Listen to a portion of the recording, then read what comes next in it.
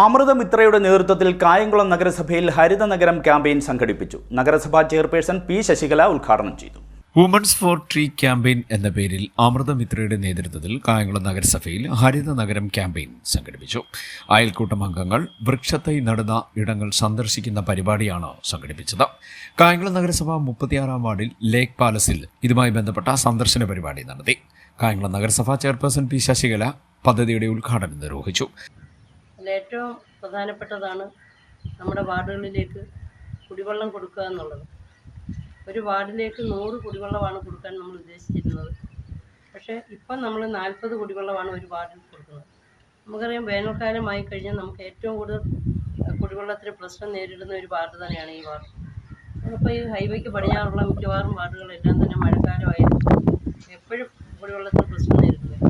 അപ്പോൾ അതിൻ്റെ ഭാഗമായിട്ട് എല്ലാ വാർഡുകളിലും 40 കുടുംബങ്ങൾക്ക് കണക്ഷൻ കൊടുക്കാൻ വലിയൊരു ബൃഹത്തായ പദ്ധതി.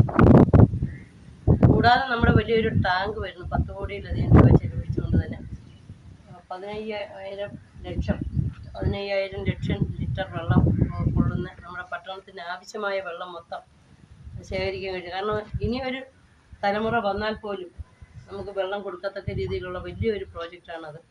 അതിൻ്റെ ഒരു പദ്ധതി ഉണ്ട്. കൂടാതെ നമ്മൾ പാർക്ക് പരിപാലനത്തിൻ്റെ ഭാഗമായിട്ട് വാർഡ് കൗൺസിലർ കെ പുഷ്പദാസ് അധ്യക്ഷത വഹിച്ചു. കേന്ദ്ര ഗവൺമെൻറ് അമൃത് പദ്ധതി പ്രകാരം പാർക്ക് പരിപാലനത്തിന് വേണ്ടിയുള്ള ഇന്ത്യയിലെ പല ഭാഗം നടക്കുന്ന കൂടി തന്നെ കേരളത്തിൻ്റെ നമ്മുടെ കായംകുളത്ത് ഈ പാർക്കുമായി ബന്ധപ്പെട്ടാണ് ഇതിവിടെ കൂടിയിരിക്കുന്നത്. ഇത് പരിപാലനവും ഇതുമായി ബന്ധപ്പെട്ട് വൃക്ഷത്തൈകൾ വെച്ച് പിടിപ്പിക്കുക എന്നുള്ള ദൗത്യമാണ് ഇവിടെ നടക്കാൻ പോകുന്നത്.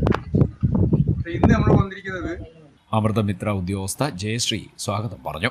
നഗരസഭാ secretary Sanil, clean city manager Sreekumar, CDS chairperson Saraswathi, നഗരസഭാ ജീവനക്കാർ, CDS അംഗങ്ങൾ തുടങ്ങിയവർ പങ്കെടുത്തു. CDNet news, Kayamkulam.